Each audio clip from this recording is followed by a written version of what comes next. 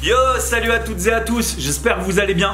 J'espère que vous avez la pêche et tout, que vous avez la good vibration de ouf. Donc voilà, la petite vidéo en fait sur la van life, sur mon expérience que j'ai pu vivre en camion, etc. Ce qui a pu se passer, voilà, les aléas aussi, parce que ça se passe pas toujours comme on veut, comme on est dans la tête. Il m'est arrivé quelques couilles sur la route, bon j'ai réussi à m'en relever, rester jusqu'à la fin, c'est pas un mode drama. Mais c'est quand même pas forcément, ça correspond pas forcément tout le temps au délire qu'on peut se dire quoi. Mais ça reste une putain d'expérience, un truc de malade qui m'a vraiment porté quoi. 5 ans. 5 ans sur la route, le kiff absolu. Je vous balance ça tout de suite en vidéo, pensez à liker, à vous abonner, éventuellement à me soutenir sur la page Tipeee si vous avez le goût, la vibe de me donner quelques euros. Ça me permet de continuer, voilà, de mettre du budget dans les activités, dans les vidéos, tout ça. Voilà, je vous fais des gros pigs et à tout de suite. Alors, comment ça s'est passé cette affaire? Moi à la base, je suis plutôt travailleur social, etc. Ou à travailler un peu à l'usine, des trucs dans le genre, etc. Et j'ai pas mal enchaîné les apparts, les colocations, les trucs dans le genre. Et j'habitais à Lyon, fondé un putain de collectif de malades mentales, Arkham Prod, si vous voulez aller jeter un oeil, etc. On organisait des concerts, des grosses tawas, on a plusieurs festivals. Il y avait les copains aussi avec la Free Party, la Tribu des Grillons, tout ça. Enfin, on se marrait quand même vraiment bien quoi. Mais j'avais une sorte de volonté, je veux dire, j'aspirais vraiment à partir sur la route, à pouvoir découvrir des nouveaux horizons, des nouveaux paysages. Je voulais faire la van life, quoi, être en camtar, bouger à droite à gauche, me laisser porter par le vent, gagner ma croûte en faisant un peu les saisons, un peu de la musique, un peu des choses comme ça, et avancer à l'aventure, quoi. Voilà. Et du coup, petit à petit, bon, moi j'ai eu mon permis super tard. J'ai eu le permis, je crois, je devais avoir 30 ans, quoi, quelque chose comme ça. Donc j'ai passé mon permis même dans l'optique en fait de pouvoir acheter un camion. J'ai une petite voiture qui m'avait été filée par ma grand-mère, j'ai direct refourgué et j'ai acheté mon premier camion en fait. À l'époque, je vivais dans une putain de colocation, un truc de malade. On était une dizaine en fait, avec chacun des putains de grandes chambres. Dernier étage, il y avait carrément un appart pour un couple d'amis, avec à côté une petite salle d'escalade où on pouvait faire des concerts, des soirées et tout. Ça s'appelait le manoir, c'était vraiment un truc de malade quoi, mais c'était pas non plus ça. J'avais vraiment envie, ouais, de partir sur la route, de partir à l'aventure, d'aller voir les contrées sauvages, découvrir des nouveaux univers, me réveiller en ouvrant les fenêtres de mon camion et avoir directement la vue sur la mer, etc. Comme ça un peu là. Et j'ai passé mon permis, j'ai eu mon permis, bon ça a été galère, hein. À 30 ans, je crois que je l'ai repassé 3-4 fois, un truc comme ça, j'ai trop galéré, mais j'ai réussi à avoir mon permis. Et à trouver dans la foulée quasiment quelques semaines après quoi le permis, quelques mois, je vous dis j'ai gardé la voiture peut-être un mois, la voiture que ma grand-mère m'avait filée, et j'ai direct acheté mon camtar. C'était un Iveco rallongé, rehaussé, jaune et blanc avec un putain d'aigle sur la face avant. Si jamais vous avez déjà vu un camtar avec un aigle comme ça dans les Landes ou à travers la France, il y a des chances que c'était moi, parce que je pense pas qu'il y ait beaucoup de gens qui aient laissé un aigle comme ça. Moi je l'ai gardé pendant les 5 années où j'étais sur la route, j'ai toujours gardé ce foutu aigle. Limite il y a même des gens, ils connaissaient plus, ils me reconnaissaient en soirée, au festival, etc. ou en teuf, ils me reconnaissaient grâce à l'aigle sur mon camion. Donc je suis parti. Je suis passé dire ciao à mon père, ciao à ma mère, etc.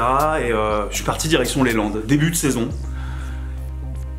Je crois que je me rappelle en fait quand je suis arrivé, enfin je chantais, j'étais là, j'arrivais sur tout le trajet de la route, je veux dire de Lyon jusqu'aux Landes, j'étais dans mon rêve, dans mon truc, dans mon machin, ouais, j'étais parti en mode camtar, je me rappelle, comme je le disais, toute la route, franchement, je sautillais dans mon camion, j'étais comme ça, je passais devant les gens et tout, en mode gueulerie quoi, je passais avec mon camion, j'étais comme ça, les gens aux fenêtres et tout, n'importe quoi. Mais j'étais trop content, je me sentais vraiment dans ma vibe, dans mon énergie, un truc de malade quoi, c'était tellement bon quoi. Je suis arrivé en mode, j'ai commencé par faire des spectacles dans la rue, les places des marchés, etc. C'était le début de la saison quand on devait être en début, fin mai je pense. Donc la saison arrivait, il commençait à y avoir quelques marchés dans les Landes et tout. Du coup je faisais mes spectacles avec le looper, j'improvisais en mode beatbox et tout, des petits spectacles de rue, etc. Je vous mettrai peut-être une petite vidéo là quelques instants. Et ça se passait, c'était comme un chemin de lumière, quoi. Enfin, je me rappelle, je rencontrais les gens qui me disaient va te tanker à quel endroit, à tel endroit, tu peux te poser, qui m'expliquaient comment un petit peu esquiver les rondes des flics. Je rencontrais des gens qui me disaient va jouer dans tel bar, va jouer sur telle place. En plus avec mon spectacle avec le Looper, bah les gens kiffaient bien, quoi. C'était quelque chose d'un peu nouveau. À part des 2BFX ou autres à l'époque, on voyait personne avec un Looper faire du spectacle de rue comme ça juste avec la bouche. Et vraiment chemin de lumière, quoi. On avait des spots dans les dunes ou autres avec des poteaux où on pouvait faire des putains de soirées sans même se faire emmerder par les flics. C'était vraiment... C'était en quelle année, je crois? Je me rappelle plus vraiment, je crois que j'ai dû faire ça de 2013 à 2016, peut-être, quelque chose comme ça, quoi. J'ai fait des rencontres fabuleuses. Certaines rencontres, ouais, vraiment extraordinaires, des gens beaux, des demoiselles belles, c'était vraiment beau, quoi. Et puis les choses ont commencé à se détériorer, en fait. Au niveau... Je crois que ça a commencé, en fait, je crois que les petits problèmes du début, ça a été au niveau amoureux, je crois, en fait. Il s'est pas passé, enfin, j'ai pas géré... J'ai eu plusieurs rencontres, dont une vraiment importante, que j'ai pas gérée de la façon consciente et bienveillante qu'il aurait fallu gérer. Et j'ai commencé à plus trop aller bien. J'entretenais plus le camion aussi bien. Je commençais petit à petit. Il y a un enchevêtrement de choses qu'on fait que bah, je me suis cassé la gueule complètement. Mais complètement. Le camion a pété. Il a pété progressivement, il y a eu plusieurs petites choses, des trucs pas graves ou autre machin que j'ai pas forcément réparé comme il fallait ou autre, j'ai pas forcément assuré sur ce point-là. Disons que c'était pas évident parce qu'à chaque fois qu'il y avait quelque chose qui cassait, bah, si je le réparais sur une place de parking, j'avais les outils dans le camion, mais il manquait toujours des pièces, donc vu que le camion était cassé et que je devais le réparer, bah fallait que je parte en stop, récupérer les pièces, et puis je revenais, mais les flics ils me mettaient un peu la pression, surtout qu'en pleine saison, bah, quand tu tankes avec un camion cassé pendant quelques jours sur une place de parking d'un supermarché, c'est pas forcément l'idéal de ouf ou autre, et ça commençait à être un peu galère, quoi.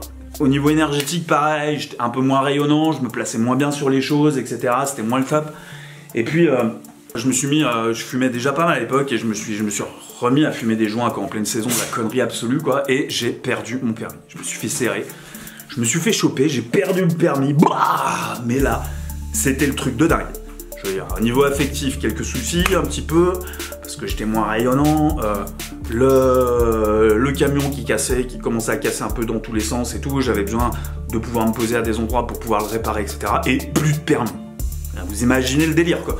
C'est-à-dire, pour ceux qui vivent en camtar, etc., c'est un petit peu la hantise de tous, quoi. On perd notre permis, quoi. C'est notre maison. Et en plus, bah, les keufs sont pas forcément toujours sympas, quoi. Comme je disais, bon, quand t'es en mode good vibe et tout, tu les esquives et tout, t'arrives à te planquer. Je me rappelle, je me planquais, même des fois, je garais mon camion dans les angles morts, en fait, de la ronde de la police. Je veux dire, la police, elle tournait comme ça, elle faisait ses rondes, et je me calais dans un endroit où de leur ronde, ils me voyaient pas, quoi. On se refilait un peu les plans comme ça, on se refilait les spots avec de l'eau, de l'électricité, entre camtareux, entre travelers, quoi. Et là, je me suis retrouvé vraiment au fond du trou, quoi, avec plus de permis, plus le droit légalement de déplacer mon camion, le camion qui recommençait à péter, à avoir des problèmes, l'impossibilité de le déplacer, de le réparer, faire des choses comme ça, et comme je le disais, bah, au niveau de mon rayonnement, pas forcément fou, quoi. Le fond du trou, le fond du gouffre, le rêve, quoi. Watch a part. Et là, je me suis demandé, en fait, comment je pouvais faire pour m'en sortir, en fait. J'ai exploré pas mal de pistes, j'ai vécu un peu dans des squats, j'avais déjà cette expérience-là, dans des écolieux, etc. Mais c'était des trucs de malade, hein, je vous raconterai dans d'autres vidéos. Mais des squats vachement toxiques, où les gens s'embrouillaient tout le temps, etc.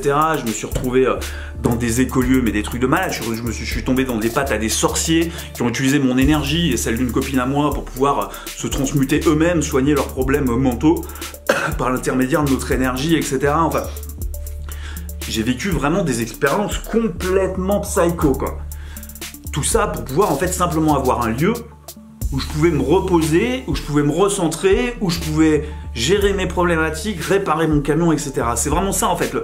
Le problème, à ce moment-là, c'est qu'en fait, je me rends compte, j'avais pas vraiment de lieu, quoi. J'avais pas d'espace, j'avais pas d'endroit. Je veux dire, j'étais parti en mode vagabond, j'étais parti en mode libre avec certains camtars, mais c'est un peu pareil. Je veux dire, qu'on soit en camtar ou qu'on soit complètement à pied, c'est la même chose. Le voyage, le délire est différent.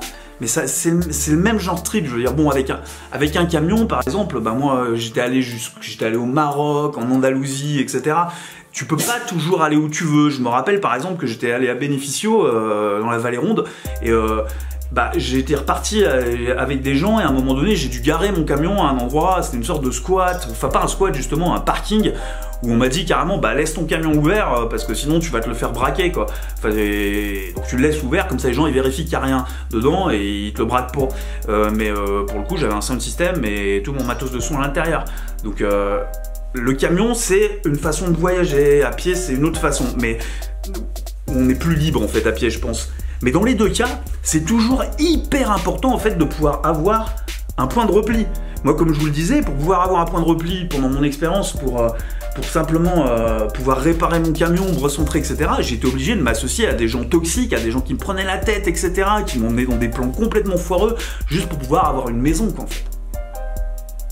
Ça me paraît quand même vraiment important. Pourquoi ça me paraît aussi important? Pourquoi je me permets de dire ça? Bah parce qu'en fait, à la suite de ça, en fait, bah j'ai tout fait, en fait, j'ai réussi à me démerder pour choper une petite maison dans la campagne où il s'est passé des trucs de dingue, je vous raconterai dans une autre vidéo, mais ça a changé la donne du voyage, en fait. Là, à partir de ce moment-là, à partir du moment où j'avais de nouveau, en fait, une sorte de pied à terre réel, bah, j'ai pu me permettre, en fait, de partir, de même me taper des trips en sac à dos, de partir, je me suis tapé des road trips, je vous mets une petite image du délire, là, je me suis tapé des road trips en remorque avec un vélo. Je veux dire, le truc, ça peut péter à tout moment, c'était fabriqué maison, je peux me faire mal, etc. C'est le genre de choses. Et puis, j'avais mon sound system, hein, à l'intérieur de cette fameuse remorque. C'est le genre de choses. Si t'as une couille, faut pouvoir te rapatrier sur un lieu, quoi. Tu peux te faire renverser par une caisse, etc. Enfin, faut pouvoir gérer le truc, quoi. Et du coup, ça a vraiment changé mon rapport au voyage et au trip. Je comprends, hein, je respecte tout à fait tous ceux parmi vous qui vivent à 100% sur la route, mais j'ai l'impression, en fait, que souvent, en tout cas moi, si j'étais uniquement en poids lourd, par exemple, bah, j'aurais besoin d'avoir quand même un endroit, un point fixe. Quand on est sur la route avec un véhicule, ou même à pied, il y a des moments où on est fatigué, des moments où on a envie de se poser, etc. Et la réalité, en fait, de la vie de vagabond fait qu'on peut jamais rester quelque part. Ceux qui ont expérimenté ce truc le savent bien. Je veux dire, on se gare quelque part dans une ville, le lendemain matin, les flics débarquent parce que les riverains ont appelé et pensent qu'on est des narvalos. C'est pas évident. On peut pas. C'est pas parce que t'as une maison sur roulette, en fait, ou même que t'as une tente et ton sac à dos, qu'en fait tu peux te poser où tu veux et faire ce que tu veux. C'est pas comme ça. Le monde et la réalité sont pas comme ça. Donc le fait d'avoir un pied-à-terre, d'avoir pu avoir un pied-à-terre, bah, ça m'a permis de repartir, de rebondir. Je me suis offert, en fait, cette possibilité d'être un nomade sédentaire, et ça m'a vraiment permis de boucler le rêve et de boucler la chose, en fait. Parce que du coup, maintenant, j'ai la possibilité, en fait, bah, d'être chez moi, de faire ce que j'ai à faire, de partir à pied, en camtar, en avion, ce que je veux, etc., de vivre les aventures que je veux, avec en plus le matériel que je veux, parce que du coup, quand j'avais le camion, j'étais obligé, par exemple, bah, si je voulais partir en sac, de trouver un endroit où garer le camion avec tout mon matos, et un parking où on risque pas de me le braquer ou autre. Un squat ou un truc à peu près safe, dans le jardin d'un ami ou autre, un endroit à peu près safe, où toute ma vie qui était dans le camion risquait pas. Là, je veux dire, le fait d'avoir maintenant une maison, un endroit où je peux me caler mes affaires, ça fait que si je veux partir en mode narvalo à l'arrache, eh ben, je prends juste le minimum, je le cale dans un sac à dos. Si je veux partir avec un peu plus de matos, un sound system ou autre, bah, je le mets dans la remorque ou dans le camion, et hop, je pars. Je veux dire, tout est possible et modulable. Je voudrais pas paraphraser Sarkozy ou les abrutis comme ça, mais je crois que la liberté, en fait, passe par un minimum de sécurité. Qu'elle soit financière, qu'elle soit matérielle, qu'elle soit spirituelle. Je pense vraiment que la liberté pure, le nomadisme, l'expérience du voyage, etc., passe par le fait d'avoir toujours un endroit où on peut se retourner, se reposer. Voilà, la morale de cette histoire, c'est que la van life, ça a été une putain d'expérience de dingue, quoi. J'ai vécu, je crois, Bah non, parce que ma vie est magnifique maintenant, j'allais dire les plus beaux moments de ma vie, c'est pas vrai, parce que ma vie maintenant est magnifique, elle est même encore plus belle. Mais je crois que ma vie a commencé à devenir vraiment belle quand je suis parti sur la route comme ça. Et puis je me suis cassé la gueule. Il y a eu cette histoire-là, de permis, ceci, cela, où j'ai dû aller dans des squats et des écoliers toxiques, etc. Et puis, prise de conscience, remise en question, transmutation, j'ai gardé le délire et j'ai accepté en fait le fait que le nomadisme, l'aventure, demandait une sécurité.